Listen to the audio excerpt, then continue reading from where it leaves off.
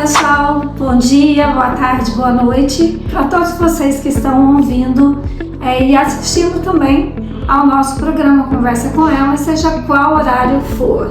E hoje nós estamos aqui com a doutora Luísa Junqueira para falarmos um pouquinho sobre esse mês que está acabando, que é o mês de junho, que nós estamos em alerta para uma série de doenças provenientes aí do sangue, né? E nós estamos no junho laranja e também no junho vermelho.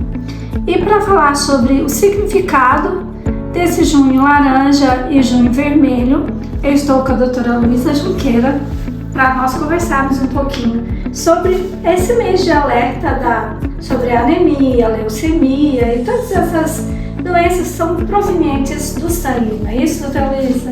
Isso, meu nome é Luísa, sou médica hematologista, especialista em clínica médica também, e hoje estou aqui com a Leila para falar sobre o junho laranja, que é o mês de conscientização sobre as doenças do sangue, que inclui as leucemias, as anemias, os linfomas, o mieloma múltiplo, as plaquetas mais baixas, os leucócitos mais baixos, são as imunidades mais baixas, né? Doutora, muitas das vezes, quando a gente tem um diagnóstico de anemia, a gente costuma ficar tratando, né, essa anemia apenas com ferro, com aplicação de ferritina, e não sabemos como proceder para que ela acabe ou pelo menos tenha uma estabilidade maior. Como que devemos proceder ao termos um resultado de anemia de um outro médico, do nosso médico normal mesmo? Isso, muitos pacientes que passam em consulta de rotina, eles sempre fazem o hemograma, né? Que é o exame básico dos exames de rotina. E no hemograma, às vezes, a gente encontra realmente a anemia. A gente sabe que a anemia por falta de ferro é a principal causa de anemia na população geral, mas não é a única. Então, muitas vezes, o paciente ele chega tratando meses, às vezes, só com sulfato ferroso, às vezes até com ferro endovenoso, e muitas vezes sem resolver essa anemia. Então, a gente precisa investigar por conta das outras causas de hemoglobina baixa que a gente encontra nesse hemograma. Dentro das causas de anemia, a gente tem outras deficiências nutricionais. A deficiência de ferro é uma delas, mas a deficiência de B12, a deficiência de ácido fólico, existem causas medulares, que é lá da fábrica do sangue, que gera uma doença, às vezes, de alteração da formação dessas células, e que isso precisa ser investigado para ser tratado de forma adequada, né? Porque senão o paciente ele começa a ter piora dos níveis de hemoglobina, eventualmente evolui até com necessidade de transfusão, e sendo que é uma causa que pode ser tratada sem precisar do suporte transfusional. Bom, a gente sabe que quando fala em questão de medula óssea, tem sempre aquele estigma sobre o exame da medula óssea, há um certo receio, um medo, né? Porque falar, já vou partir para um exame que é muito invasivo e causa, assim, uma sensação de insegurança no paciente. Eu gostaria que a senhora tranquilizasse todo mundo que fosse fazer ou passar por esse exame, né, que não tivesse esse medo e que fosse, sim, uma das primeiras coisas a se fazer para realmente investigar melhor aquilo que se tem, a profundidade daquilo que se tem. O exame de medula é um exame coletado no ossinho do quadril. Ele tem outros locais, né, principalmente no adulto. A gente pode coletar também no osso externo, mas é uma coleta que é indicada para casos específicos, principalmente quando a gente não consegue encontrar a causa da anemia apenas nos exames laboratoriais de sangue mesmo. Então, quando eu não consigo identificar essa causa, eu vou para o exame da medula óssea, que eu vou analisar bem a fábrica do sangue, como essas células têm sido formadas. É um exame feito, que pode ser feito com sedação ou até mesmo com o paciente acordado. Claro, com sedação é um exame que tem um pouco mais de conforto. E a coleta, quando é tranquila, ela dura ali 30 a 40 minutos, é uma coleta rápida. E com base nisso, a gente vai chegar no diagnóstico real do paciente e propor o melhor tratamento para ele. Aqui em Itumbiara já se faz esse exame? Nós fazemos esse exame aqui em Itumbiara, a gente faz no particular em um laboratório específico da cidade e conseguimos fazer também nos hospitais da cidade. Antes de vir para cá, antes de eu vir para Itumbiara, esse exame ainda não era feito, nunca tinha sido feito aqui. E a gente conseguiu melhorar esse acesso da população ao exame de medula, sem o paciente precisar se deslocar, né, que às vezes é uma dificuldade. Então, atualmente a gente consegue fazer aqui em Itumbiara, sim. Gente, uma das minhas preocupações maiores em estar trazendo a conversa com a doutora Luísa nesse primeiro programa nosso é que médicos hematologistas na nossa cidade, ele sempre foi muito difícil. Eu estou dizendo para vocês por quê? Porque eu vivenciei um problema de anemia crônica muitos anos da minha vida. E eu encontrei com a doutora Luísa no final do ano passado, acho que foi isso, né, doutora? Foi. Final do ano passado, e conseguimos estabilizar, e depois nós vamos conversar um pouquinho também sobre esse processo. Foi quando eu parei com tudo que eu estava fazendo, justamente porque quem tem a anemia, quem tem problemas no sangue, sabe que as forças, as incapacidades, né, a gente fica totalmente incapaz de fazer qualquer atividade, seja ela física, seja ela mental, porque a fraqueza é muito grande. Então você tem um estado anêmico, da própria, acho que a própria palavra resume o seu estado. Então eu a conheci aqui e ela foi muito pontual com todo o seu tratamento, e aí eu resolvi trazê-la para conversar conosco nesse primeiro encontro, justamente porque pode ser aquilo que você esteja precisando também, de um bom médico, de uma boa médica que esteja próximo a você e você não sabe. Tanto que quando eu conversei com várias pessoas, falei assim: nossa, onde você fez seus exames, onde você descobriu o médico? E aí eu fui falando, e eu vi que havia uma necessidade de informação sobre aquilo que nós temos na nossa cidade, né, que agora é exclusiva, a nossa doutora é exclusiva aqui, ela já não está mais em Goiânia, ela está só conosco em Itumbiara, o que nos deixa muito feliz, porque sobra mais tempo, né? Então são vários esses tipos de anemia, né, doutora? Tá falando. E aquela que me atingiu, inclusive, que eu fiz também, o exame de medula óssea, que não foi nada de um bicho de 7 cabeças, eu acho que foi um dos melhores exames que eu já fiz até hoje. E eu falo para vocês que na época, antes de descobrir o que eu tinha de verdade, antes da doutora Luísa investigar, até exames de coração, cateterismo, eu fiz para saber de onde vinha a minha fraqueza, que era infinita. E, doutora, a minha anemia específica, ela era que tipo de anemia? Era uma anemia nutricional, né? Claro que tinha outro componente de autoimunidade aí relacionado às plaquetas também, que isso foi tratado, né? Mas também tinha o componente nutricional, tinha um pouco de deficiência de vitamina B12, uma deficiência de ferro que já era muito leve, mas que a gente conseguiu repor rapidinho. Então tinha outros componentes além só da deficiência de ferro. E eu acho que é importante, Leila, até a gente informar a população geral sobre os sintomas da anemia, né? Você já relatou um pouco, mas a gente tem que lembrar que sintomas de fraqueza muito intensa, associada a palidez, sensação de palidez, excesso de sono, né? Sono muito intenso, perda de peso, sem motivo, eu não estou fazendo nenhuma dieta, não estou fazendo mudança de estilo de vida e estou perdendo peso de forma importante.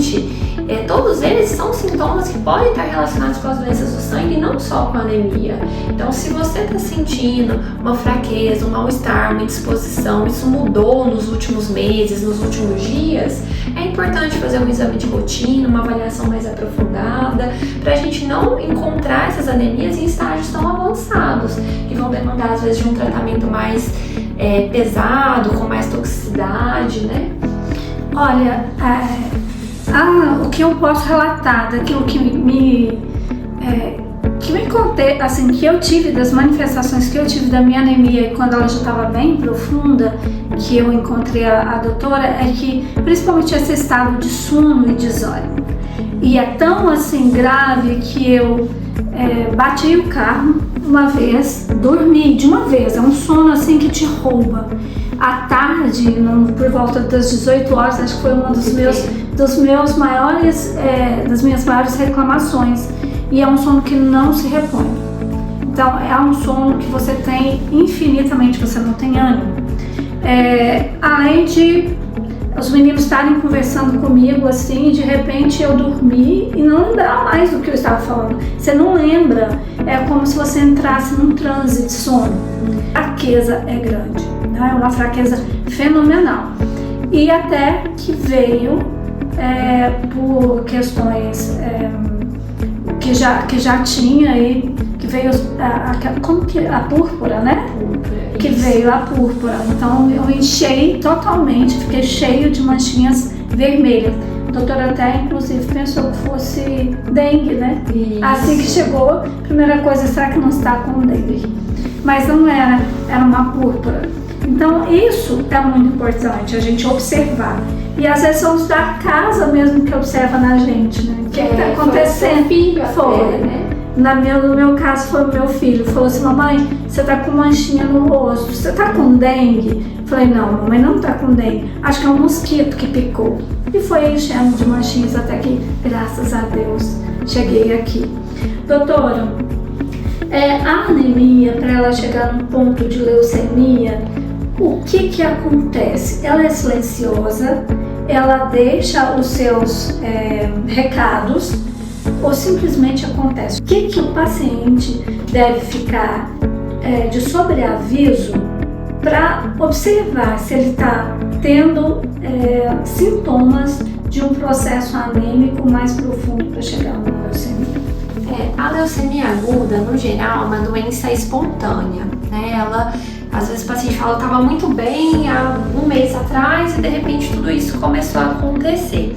Mas existem alguns sinais, inclusive uma doença específica chamada síndrome mielodisplásica, que às vezes já dá um sinal aí anos antes, meses antes. Então, às vezes o paciente começa com uma anemia leve, essa anemia vai se acentuando, às vezes vai acompanhando com o médico, vai prescrevendo um ferro, vai tentando fazer algumas medidas paliativas para o controle dessa anemia, e mesmo assim essa anemia não melhora. Se a gente fizer a investigação medular lá da fábrica do sangue, a gente vai ver que essas células já estão mal formadas, a gente chama células displásicas.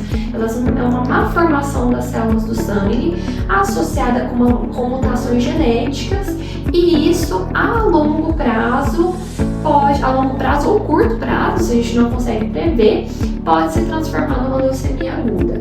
Então, essa condição específica, que é a síndrome mielodisplásica, é uma condição que evolui para uma anemia, que não tem como sintoma anemia, e que evolui para uma leucemia aguda. As outras anemias comuns, por exemplo, por deficiência de ferro, por deficiência de B12, ou por às vezes relacionadas ao hipotireoidismo, essas anemias, elas não têm muito esse curso de evolução para a leucemia. Mas a gente sabe que a leucemia qualquer pessoa está sujeita, porque é uma alteração genética, acontece na medula óssea e essa medula para de funcionar do jeito que a gente esperava. Quando ela para de funcionar, o paciente tem sintomas. A anemia se torna muito intensa, fraqueza, indisposição, perda de apetite, às vezes alteração do apetite, fica mais fica mais tendencioso a ter infecções, inclusive infecções muito graves, que demandam internação para tratamento. E outro achado que é muito comum nas leucemias agudas são os hematomas problemas de pele, né? Aquelas manchas roxas que começam a aumentar de tamanho, que refletem uma plaqueta mais baixa, que também é um achado da leucemia aguda. Às vezes, pequena quantidade, mas isso vai se intensificando e que motiva o paciente às vezes a procurar uma emergência, procurar um médico, um colega médico, né? Às vezes nem chega direto no hematologista, às vezes é através do pronto-socorro, daquele médico mais próximo do seu exame de rotina. E quando a gente vai avaliar o hemograma, tem uma hemoglobina baixa, uma anemia, um distúrbio da imunidade e as plaquetas mais baixas. Então são os achados mais comuns da leucemia aguda.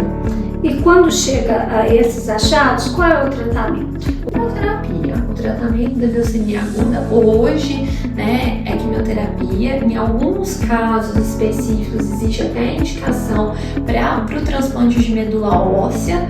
Existem dois tipos de leucemia aguda, né? A linfóide e a mieloide, e as duas são tratadas de formas diferentes, mas todas com a quimioterapia. O tratamento é considerado uma urgência, é uma urgência hematológica, porque o atraso no tratamento, no diagnóstico do tratamento, pode aumentar muito os riscos da doença, né? Doutora, e tem um banco de doação de medulas? Isso pode ser feito por que tipo de pessoa? Como que esse procedimento pode ocorrer? Se eu quiser doar uma medula, ou se você quiser, ou qualquer pessoa que estiver nos assistindo, quiser falar assim, eu vou ver se eu vou doar uma medula, qual é o procedimento? É muito importante que a gente faça o cadastro num programa que chama Redome. Normalmente os bancos de sangue, eles fazem esse tipo de cadastro. É um cadastro muito simples, é uma coleta de sangue comum, sangue periférico, igual quando a gente vai coletar hemograma.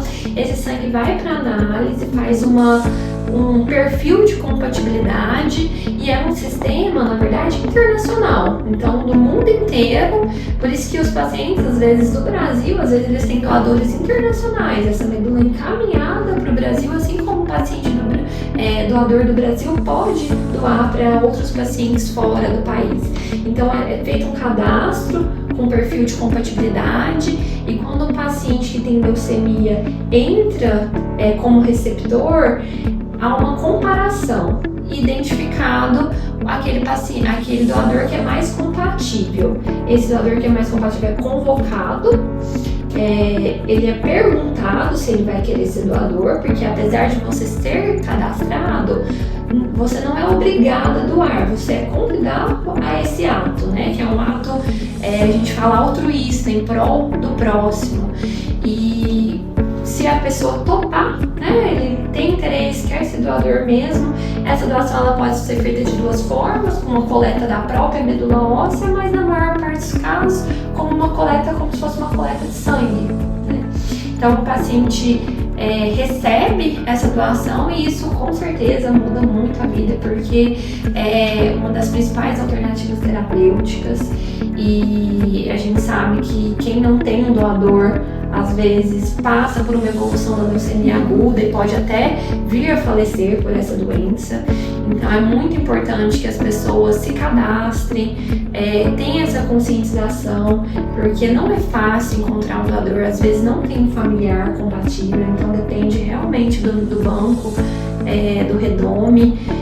Mesmo no meu caso, que tenho a questão da anemia, que estou acompanhada, eu sou apta a doar medula? Apta a doar medula. Assim, existe toda uma análise, depois que encontra um compatível, existe uma análise feita no doador, porque a gente também, o doador, ele é um bem precioso, né, para o hematologista, a gente tem que cuidar dele também. Então, desde que esse procedimento não traga prejuízos para esse doador, esteja numa idade adequada, um período adequado, para que esteja saudável, isso não coloque o doador em risco e não tenha nenhuma comorbidade que impeça a doação, pode ser doador sim.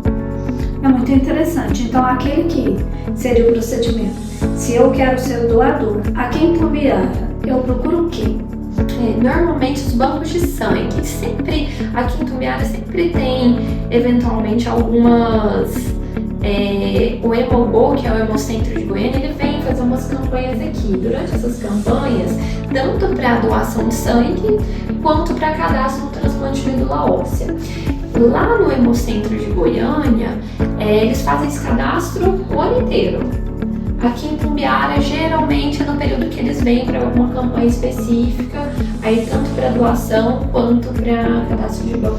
E a divulgação de quando eles estão aqui, como ela é feita? Normalmente pelo site deles, mas assim, é uma coisa que até a gente pode trabalhar para informar melhor, né? A população. Esse ano eles já vieram uma vez, tem mais ou menos uns 2 meses.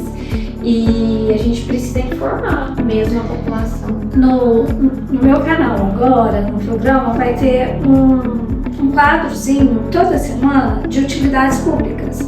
Para cada um fazer aquilo que pode em prol de alguém. Então, vai ter o banco de sangue. Então, nessa semana, a gente vai divulgar e vai impulsionar para toda a região que o banco de sangue está aqui. Então é só avisar e a gente avisa todo mundo para estar fazendo essas doações.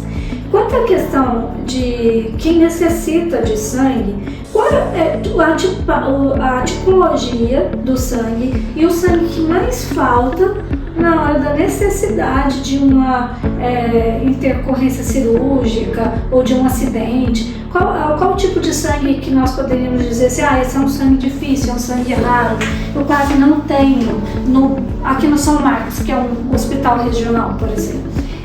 Assim, todos os tipos sanguíneos são importantes. A gente até fala que a doação de qualquer pessoa vai ser importante para o nosso trabalho, para esses pacientes que têm necessidade transfusional. Mas a gente sabe que o tipo O negativo é o tipo mais raro, ele é considerado doador universal. Então, qualquer paciente pode receber sangue do O negativo, apesar do O negativo não poder receber dos demais.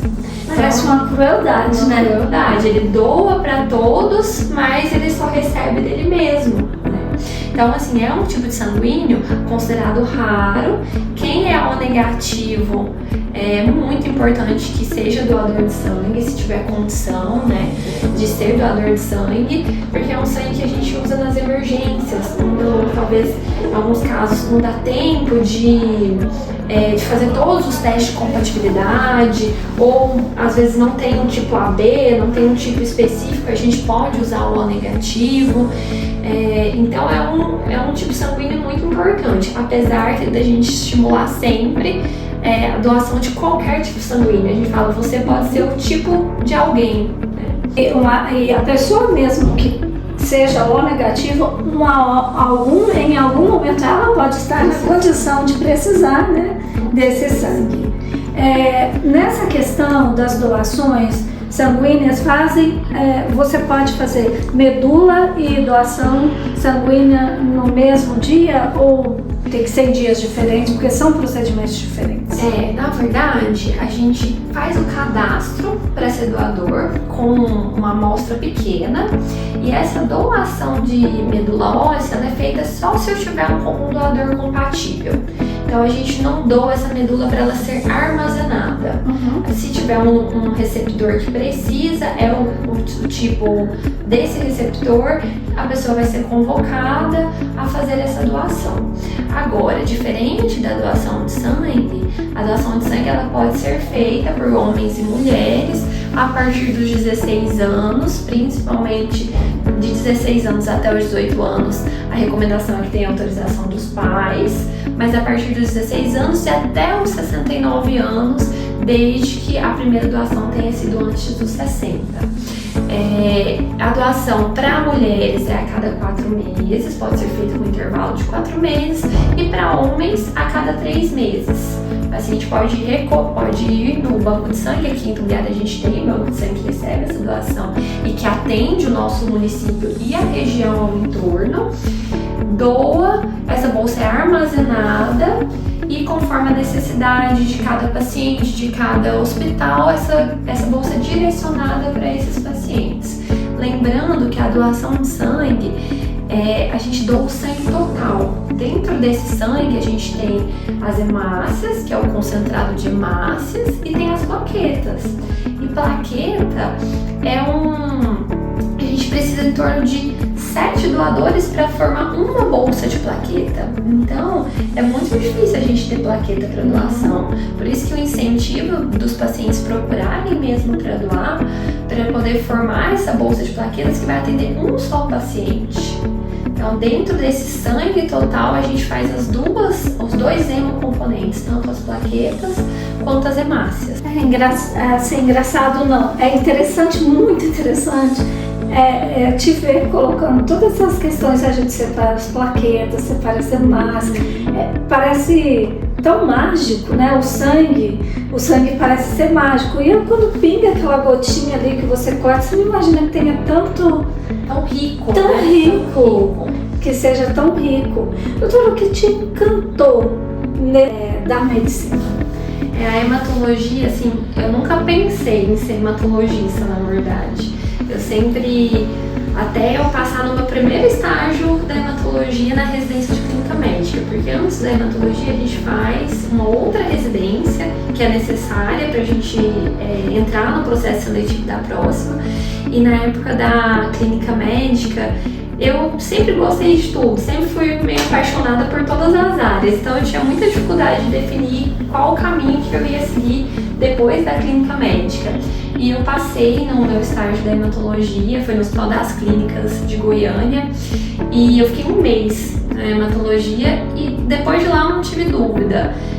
Realmente é o perfil do paciente, o tipo de cuidado que o hematologista oferece, que a gente fala que a gente trata o paciente como um todo, de forma integral, fazendo muitos diagnósticos diferenciais, não só olhando para a hematologia, mas olhando para as outras condições que afetam o sangue indiretamente.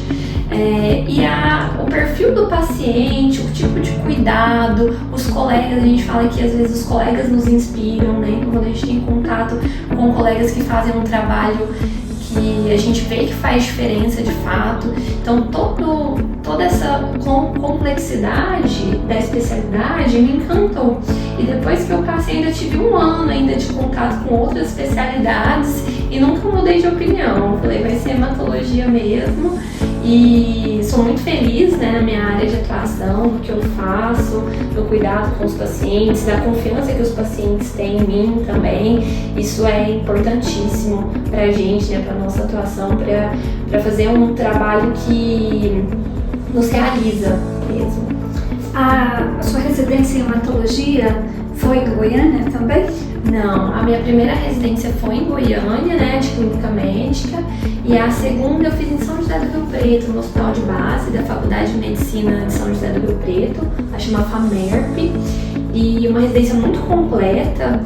Eu lembro que na época em Goiânia, o que me motivou deixar de fazer em Goiânia, que eu também tinha passado lá, foi porque lá em São José do Rio Preto tinha um serviço de transplante de medula consolidado já há anos, e eu sempre gostei dessa área de transplante de medula. Depois eu tive até a oportunidade de prosseguir para o transplante de medula também, mas acabei optando por voltar para Itumbiara, depois de quase 11 anos fora. Voltei para Itumbiara até porque a gente não tinha especialista na área, era uma deficiência da cidade mesmo, e acabei deixando um pouquinho de lado o transplante de medula, mesmo sempre gostando da área, para atender a nossa cidade. Você é itumbiarense, doutora? Eu sou nascida aqui em Itumbiara, fiquei 11 anos fora antes de vir para cá, mas eu nasci aqui. Quantos anos de médica? Médica, eu me formei em 2019, esse ano eu faço 6 anos de formada. 6 anos de formada. Então, tão encantada ainda com a medicina e tão dedicada. Muito. Olha, gente, a carinha é de nova, a carinha é de menina médica nova, mas a capa desse livro engana muito. Porque experiência ela tem e sobra. Ela é uma médica muito especial no que faz. Doutora, você também atende o São Marcos e a clínica, e onde mais? Atualmente eu atendo consultório só aqui na Clínica Self, em Tumbiara, na Self Clínicas, e atuo também no Hospital da Unimed, faço parte do corpo clínico do Hospital da Unimed e do corpo clínico do Hospital São Marcos. Que bom. Então, quem estiver lá no São Marcos, conta com você no corpo clínico de lá. Isso. E lá eu também faço uma atividade com os alunos da Faculdade de Medicina da UEG. Eles me acompanham, que era um processo que eles também não tinham. Os outros acadêmicos que frequentam o hospital também me acompanham lá. Então, assim, a formação também dos alunos que não tinham esse olhar voltado para a hematologia, eles começaram a ter através lá do Hospital São Marcos, através da unidade. Eu também, um dia da semana eu atuo lá no CAIS de Tumbiara, ainda faço um atendimos um dia da semana. Então esses alunos eles podem me acompanhar lá também e desenvolver esse aprendizado que eu acho indispensável justamente para a gente parar de pensar que a anemia é só por falta de ferro. A gente precisa informar, esses alunos precisam aprender que não é só isso. O que era o meu caso, né? Eu achava que a minha anemia era só falta de ferro. Convivi com ela quantos anos, né? Até, graças a Deus, esse mês ter a resposta de que eu não tenho mais anemia. E isso é muito bom só de ouvir. O ânimo é outro, a vida é outra. É assim, completamente diferente, né? Quando a gente trata do jeito que precisa ser tratado. Quais são as suas palavras para aqueles que estão agora na medicina e estão ainda pensando em área de atuação, que estão imaginando o que eu vou seguir? Quando você foi seguir, se você disse que era apaixonada por toda a medicina e aí você escolheu a hematologia, algo te chamou a atenção ali que te fez discernir bem o que você queria, porque a gente sabe que as faculdades de medicina hoje, elas duplicaram, elas triplicaram, e isso faz com que muita gente entre e talvez não tenha o amor que você tenha e a dedicação que você tenha pela medicina. E é muito necessário que cada um de nós, quando formos escolher aquilo que vamos fazer, além de gostar, tem que amar. Porque o trabalho ele é bem mais árduo do que o valor que você ganha dele. Então, o que você, se fosse hoje uma orientadora de alunos da medicina, falaria para eles? Eu diria que escolha algo que te motiva, né? Que te anima, que te movimenta, que não deixa você parar, ficar estagnado até na sua profissão, algo que te movimenta, te motiva, te dá prazer, que vai muito além de remuneração, de sonho só, assim, de realização pessoal. Porque a gente sabe que a rotina do médico, ela não é tão simples, é uma profissão que te exige muito. Ela não é uma série, né? Não é uma série. Ela te exige e o paciente ele precisa ser cuidado e o problema dele precisa ser resolvido, né? Então, às vezes não organicamente que a gente fala, de forma integral. Então, sempre escolha algo que te motive para que você consiga viver com essa profissão feliz e satisfeito com o que faz, e isso reflete muito no cuidado que a gente tem com o paciente. Estar satisfeito, estar feliz, estar motivado reflete em como você vai cuidar desse paciente. Doutora, você já teve alguma perda médica? De pacientes? pacientes? Já tive alguma. A gente, da hematologia, a gente lida com doenças muito graves. Alguns cânceres da medula óssea, como leucemia, os linfomas, pacientes com mieloma múltiplo. Às vezes existe uma condição que chama anemia aplásica, que é uma condição muito grave, muitas vezes em pacientes muito jovens. E já tive algumas perdas, algumas assim, que eu acho que a gente vai amadurecendo na profissão também, porque não é fácil. Você tem a experiência assim, de um cuidado hematologista, a gente tem um cuidado fica próximo, né? A gente se aproxima do paciente, a gente conhece o paciente, muitas vezes conhece a família dele, se envolve com a família. Então as perdas, elas não são fáceis, a gente costuma sentir bastante, mas a gente tem que tentar proporcionar o máximo possível o melhor, o nosso melhor para o paciente. Algumas vezes, infelizmente, a doença vence, né? Ela nos vence, apesar de todos os cuidados, apesar de sempre trilhar os caminhos corretos e os melhores, os mais baseados em evidência científica, no que os estudos mostram, mas às vezes a doença vence e a gente sente bastante, com certeza. Entre as vitórias, aliás, entre as derrotas e vitórias, me explica como foi a sensação da derrota e quando você teve a primeira vitória com o seu paciente que ultrapassou essa leucemia. A gente fala que as vitórias a gente vê diariamente, mesmo sendo nas pequenas coisas, né? Às vezes no próprio paciente, você mesmo, mas é uma vitória. Só da gente ter eliminado uma anemia, mesmo não sendo uma leucemia aguda, para mim já é uma realização, sem dúvida nenhuma. Melhorar a plaquetopenia, a plaqueta baixa, melhorar a sua disposição, a qualidade de vida, isso já é uma vitória. Quando é um paciente que tem uma doença ameaçadora à vida, como a leucemia aguda, que é uma doença muito agressiva, e a gente vê ele passando todas as etapas e alcançando o objetivo dele, que é ficar curado mesmo. E eu tenho alguns pacientes específicos que foram até transplantados e venceram a etapa do transplante também. Não é uma etapa fácil, que demanda muito do corpo, da família, né, de todo um apoio, uma rede de apoio. Então é uma realização. Às vezes eu olho no Instagram, alguns eu sigo, eu acompanho, né?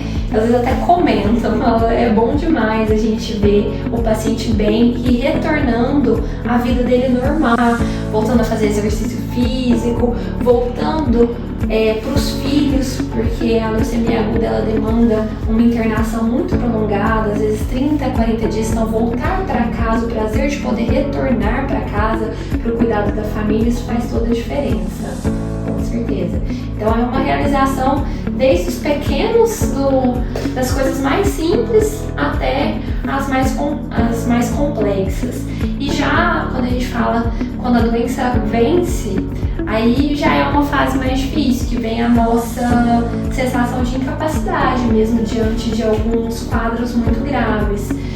E às vezes a gente sofre. Eu falo que às vezes eu me emociono por coisas muito poucas, porque a gente começa a ver que a nossa vida ela tem um valor muito grande e que a gente estar bem já é um motivo de agradecer muito. Porque a gente, na hematologia, como a gente lida com essas doenças muito graves, às vezes de pacientes muito novos, a gente vê como os pacientes são resilientes, como eles são dedicados e que muitas vezes, mesmo passando por períodos muito difíceis, eles estão com um sorriso no rosto. Claro que tem período de tristeza, que é uma fase difícil, mas eles são muito resilientes. E a gente começa a olhar para a nossa vida pessoal e a gente vê que às vezes nossos problemas são muito pequenininhos, apesar de serem nossos e a gente tem que lidar com eles. Mas quando a gente olha para o lado, a gente repensa em algumas coisas mesmo. E às vezes a doença vem, a gente se emociona por tudo que passou, às vezes se emociona junto com a família que viveu aquele momento e que às vezes está até compreendendo essa partida do paciente. Às vezes a família compreende que viveu, viu a luta e tudo, mas a gente nunca está preparado para perder um paciente. A gente sempre sofre mesmo. Quem é a Luísa? Dizer, mas a Luísa é nascida em Tumbiara, filha da Elaine, do Reginaldo, e uma pessoa muito família, até, nossa, ainda nem assim pra dizer, mas eu sou apaixonada pela família, apaixonada pelos meus pacientes, apaixonada pelo que eu faço. E esposa do Cleiton, meu companheiro, né, de sempre já aí, 13 anos já juntos, apesar de ter casado recentemente, né, a gente cresceu muito junto. E hoje hoje sou médica, né? Mas por trás dessa médica tem toda essa formação que veio da minha família mesmo, de cuidado, de carinho, né? Pelos meus pacientes, pela minha família, pelo que eu vivo. E sou muito grata pela oportunidade de estar aqui em Tumbiara, fazendo um trabalho diferente, que a cidade ainda não tinha. E claro que sou uma pessoa sempre motivada e buscando atualizações. E quero sempre proporcionar o que tem de melhor, sempre com a melhor intenção possível. Às vezes a gente não consegue resolver tudo, mas sempre tentando dar qualidade de vida, tornar esse paciente mais funcional, né? Que ele possa estar ativo ali na casa dele, na família dele, vivendo as coisas que eu gosto de viver com a minha família também. Qual o seu maior sonho? Meu maior sonho, eu acho que eu já realizei muitos sonhos. A gente fala, realizei o sonho, né, de formação, o sonho do casamento, mas acho que é um sonho construído diariamente, é de usufruir, assim, de viver o melhor que a gente tem, né, o melhor da vida, quando eu não digo de riqueza, nada disso, eu digo de qualidade de vida, de viver bem. Acho que é um sonho diário, né, viver bem com quem a gente ama, com quem a gente gosta, fazendo um trabalho bonito e gratificante. Acho que já realizei muitos sonhos e hoje acho que já estou numa fase que eu já vivo esse sonho mesmo. Luísa, eu quero te agradecer tanto, se eu posso te chamar assim, Claro. Porque você é agora uma amiga mesmo que eu ganhei de coração. A gente já se conhecia antes, mas não nos conhecíamos tão de perto, né? Tão próximas. E eu sou extremamente grata a você pelo seu conhecimento, grata a Deus pelo seu conhecimento, por você distribuir tanta generosidade no seu tratamento, pessoas. E outro dia eu estava lá no São Marcos e eu vi você conversando com os familiares de uma paciente que estava internada, eles muito preocupados. E eu vendo todo o seu carinho, toda a sua preocupação e dedicação. Então a gente te agradece muito, nós, enquanto pacientes seus e parentes de pacientes, pela sua generosidade de médica. Obrigada. Porque você realmente dedica a sua profissão como um ofício, né? Como uma missão dada por Deus. Então você está resgatando aqui aqueles antigos médicos que a gente tinha de muito tempo atrás. Então o que eu posso desejar para você é muitas felicidades e te agradecer muito.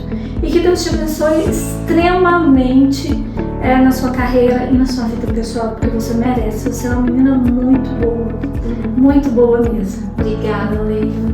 E assim, é um prazer estar aqui, assim, eu fico agradecida, na verdade, pela confiança, né? Pela confiança de você, sua, né, especificamente, que já conhece meu trabalho tão de pertinho, e pela amizade mesmo que a gente vai construindo, que essa relação que a gente fala que a gente vai construindo com os nossos pacientes, de proximidade, né? Então, sou muito agradecida pela confiança de todos os pacientes. Eu cuido mesmo com muito carinho, um carinho que eu tenho pela minha família, às vezes eu tenho pelos meus pacientes também. E quero que eles fiquem bem. Esse é o meu objetivo. Quero que eles se sintam bem, né? Se sintam bem. Muito obrigada por ter